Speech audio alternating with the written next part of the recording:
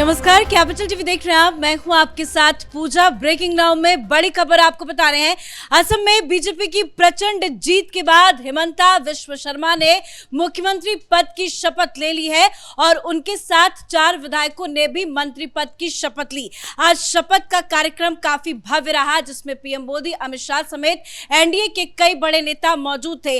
हालांकि गौरव गोगोई या कहे कांग्रेस की तरफ से कोई भी नेता शामिल नहीं हुआ, लेकिन शपथ लेते ही हिमंता विश्व शर्मा का एक्शन प्लान भी शुरू हो चुका है, जो गौरव गोगोई और कांग्रेस के नेताओं के लिए भारी पड़ने वाला है। तो इससे जुड़ी तमाम बड़ी अपडेट आपको बताएंगे। मेरे साथ जुड़े हुए हैं कैपिटल टीवी के editor in chief doctor Manish Kumar. Sir, आज शपथ हो गया और शपथ समारोह नो डाउट काफी भव्य था। एनडीए का शक्ति प्रदर्शन देखा गया। इस शपथ से जुड़ी थोड़ी सी अपडेट आपसे लेंगे, उसके बाद आपसे जानेंगे कि गौरव गोगोई के खिलाफ क्या हिमंता विश्व शर्मा या पवन खेड़ा के खिलाफ हिमंता विश्व शर्मा का एक्शन प्लान भी तैयार हो चुका है। देखिए, बिल्कुल तैयार हो चुका है। शपथ लेने से पहले उन्होंने 3-4 बड़ी बड़ी बातें कह दी। एक, उन्होंने कहा कि इस खेड़ा का तो पेड़ा मैं बनाऊंगा ही बनाऊंगा, और ये बात वो पहले से कह रहे हैं कि मुझे चीफ मिनिस्टर बनने दो, उसके बाद मैं इसका। और ये क्यों कहा जा रहा है, ये भी बात आप समझ लीजिए। राहुल गांधी इस चुनाव के दौरान वो गए हुए थे गुवाहाटी, और वहां उन्होंने जो पब्लिक रैली में कहा था कि हेमंत बिस्वा शर्मा दुनिया का सबसे भ्रष्ट चीफ मिनिस्टर है और कायर है, चुनाव के बाद हमारी सरकार बनेगी तो घसीट के इसको जेल के अंदर डाल देंगे। This is what he has said.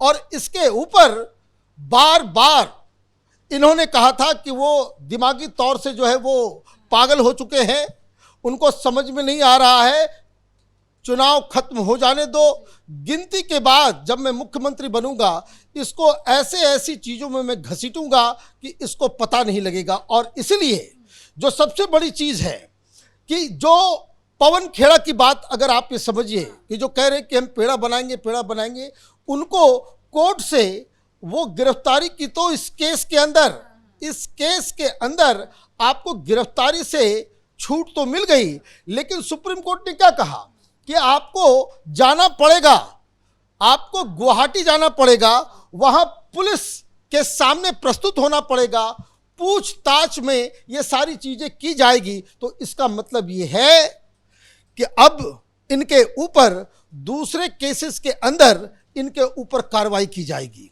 अब गोगोई के बारे में आपने पूछा, गोगोई के बारे में उन्होंने, उनका जो सबसे ताजा बयान है, उन्होंने ये कहा कि ये पाकिस्तानी एजेंट है। अभी तक क्या हो रहा था, वो आरोप लगा रहे थे, उन्होंने अपने पूरी की पूरी फाइलें जो है वो गृह मंत्रालय को दे दी, उनके ऊपर जो है वो जांच की इन्होंने मांग की है। तो ये लग रहा है कि कुर्सी पे बैठने के फौरन बाद ये फैसला लिया जाएगा कि गौरव गोगोई के ऊपर ये जांच की शुरुआत हो, और उनके ऊपर जो तमाम आरोप लगे हुए हैं, चाहे उनकी पत्नी का पाकिस्तानी एजेंट्स के साथ काम करने का, पाकिस्तान के एनजीओ के साथ काम करने का, वहां से सैलरी ड्रॉ करने का, और जिस वक्त आप पाकिस्तान की कंपनियों के साथ काम कर रहे थे, आप एक बॉर्डर स्टेट के चीफ मिनिस्टर के घर में आप बहू बनकर के बैठी हुई हैं, और तो और उनके बच्चों के जो फॉरेन नेशनल्स होने की बात है, और भी तमाम चीज़ें हैं। लेकिन जो सबसे बड़ा आरोप गौरव गोगोई के ऊपर है कि ये गौरव गोगोई कई बार पाकिस्तान के इन्होंने दौरा किया, पाकिस्तान में वो पता नहीं किन से मिले, और सबसे बड़ी चीज़, एज एन एमपी अगर आप बाहर जाते हैं, इट इज़ योर ड्यूटी कि आप लोकसभा को, सरकार को ये इन्फॉर्म करें कि आप किसी डिप्लोमेटिक पासपोर्ट के ऊपर आप किसी विदेश यात्रा में जा रहे हैं। अगर आप पाकिस्तान जा रहे हैं, छिपा रहे हैं चीज़ों को, तब तो बहुत सारे सवाल जो है।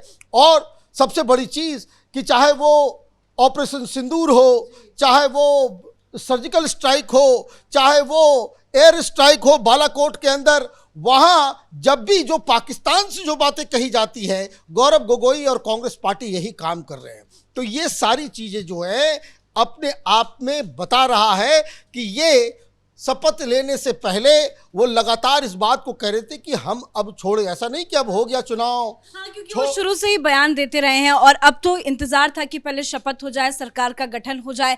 अब तो लगभग सब कुछ तय है। क्या अब एक नए सिरे से पवन खेड़ा के खिलाफ या गौरव गोगोई के खिलाफ एक एक्शन की तैयारी है? क्योंकि सुप्रीम कोर्ट से तो सशर्त बेल मिली है, लेकिन पूछताछ में शामिल होगा। लेकिन कांग्रेस पार्टी का जो रवैया रहा है उसके खिलाफ भी बहुत बड़ा एक्शन हो सकता है क्या? देखिए, जो जानकारी है, जो इनका मन है और वो जो बार बार कह रहे हैं, वो ये कह रहे हैं कि हमारी पत्नी के बारे में कि 3-3 देशों का हमारे पास जो है वो नागरिकता हमने ले ली है, जो पासपोर्ट आपने दिखाया वो पवन खेड़ा के औकात की बाहर की चीज है। This is what he is saying कि ये तो प्रवक्ता है, ये तो छोटा सा प्यादा है, इसको जो उसका मालिक कहता है, this is what he said, कि उसका जो मालिक कहता है वो आकर के वो बोलता है।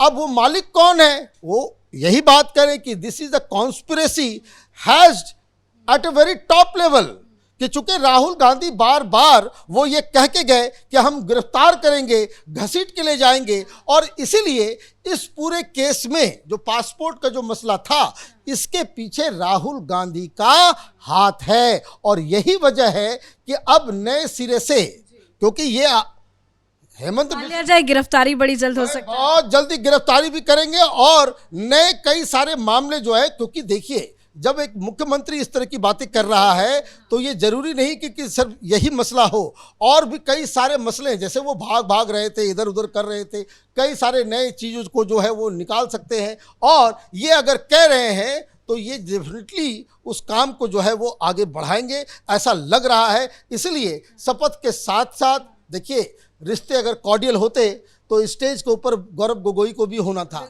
न्योता गया था, नहीं न्योता गया था, आप नहीं आए, तो वो उनको मालूम है कि भाई ये जो है कि रिश्ते इतने खराब हैं। राहुल गांधी आते हैं, जब उन्होंने भारत जोड़ो यात्रा भी की थी तो बाकी हर जगह पे गए। ममता बनर्जी ने आपको जगह नहीं दिया पब्लिक रैली करने के लिए, आपको यहाँ असम में रैली भी दी गई, आपको परमिशन भी दिया गया, आपको कई जगहों पे बंगाल के अंदर परमिशन नहीं दिया गया, लेकिन फिर भी आप ममता बनर्जी के खिलाफ कुछ नहीं बोले भारत जोड़ो यात्रा के दौरान। लेकिन जैसे ही आपका काफिला वो घुसा असम के अंदर, आप लगातार गालियां देते रहे। तो एक जो रिश्ते जो दोनों के बीच जो है वो इतने खराब हैं, और ये अब जब आपने चुनौती दी, अब ये चुनौती जो है वो उल्टे हिसाब से चलेगा। अब हेमंत बिस्वा शर्मा जो है इन खिलाफ एक्शन लेने जा रहे हैं, ये बात तो बिल्कुल तय है। हालांकि सरकार का रूपरेखा अब किस तरह से सरकार चलाएंगे, उनका मोड तो साफ समझ में आता है, जिस तरह की वो बयान देते हैं, जिस तरह की वो राजनीति करते हैं। अब जो नई सरकार बनी है, फिर से उनको मैंडेट मिला है, अब नई सरकार किस तरह से चलेगी, क्या कुछ समझ में आ रहा है? देखिए, अब नई सरकार और भी ज्यादा तीव्रता से जो है हिंदुत्व के एजेंडे को लेकर के चलेगी। ये कोई मजाक काम नहीं है। Assam was considered a state जहां भारतीय जनता पार्टी कभी जीत ही नहीं सकती। जो बंगाल में मुसलमानों की संख्या है उससे 5% ज्यादा असम के अंदर है, 35-38% वहां मुस्लिम पॉपुलेशन है। आप इस चीज को समझिए। और यहां कभी किसी ने सोचा नहीं था कि यहां कोई बीजेपी की सरकार बन सकती है, और लगातार ये तीसरी बार सरकार है भारतीय जनता पार्टी की। जब पहले बार जब सरकार सोनोवाल साहब बने तब वो स्वास्थ्य मंत्री थे, उस समय कोरोना के दौरान जो इन्होंने काम किया उससे इनकी पॉपुलैरिटी और भी ज़्यादा हो गई। और साथ ही साथ ये मत भूलिए कि भारतीय जनता पार्टी के लिए सबसे बड़े एसेट हैं पूरे ईस्टर्न इंडिया के अंदर ये north east democratic alliance, NEDA. जैसे एनडीए है वैसे उधर नेडा है कि जिसमें ये 7 सिस्टर्स हैं। उन सब के बीच एनडीए भारतीय जनता पार्टी के गठबंधन से लेकर के नेताओं के साथ कोऑर्डिनेशन को लेकर के उसके ये चेयरपर्सन रहे, और इसलिए ये एक बड़े लीडर के रूप में उभरे। ये पहली बार ऐसा हो रहा है कि असम का कोई मुख्यमंत्री, उसका फैन फॉलोइंग मुंबई में भी है, जयपुर में भी है, दिल्ली में भी चर्चा होती है। आप ये देखिए कि एक साथ आज भी देखिए कि कितनी ज्यादा संख्या में लोग वहां पे मौजूद। देखिए, ही इज अ हीरो।